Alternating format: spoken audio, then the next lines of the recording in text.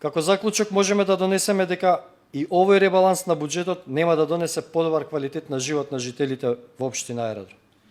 И понатаму плочниците меѓу зградите ќе останат прљави, и понатаму ќе нема доволен паркинг простор за жителите, и понатаму ќе има депони на секој чекор, и понатака ќе гледаме руинирани детски игралишта и сува трева по парковите. Како и до сега во изминатите 4 години.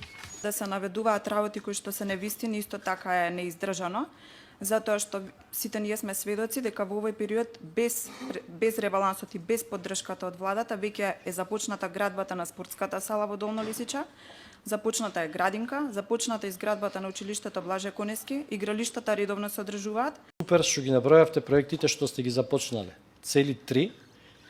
Кажете ми што сте завршиле за овие 4 години. Дали имате некој проект што сте го почнале, а што сте го завршиле?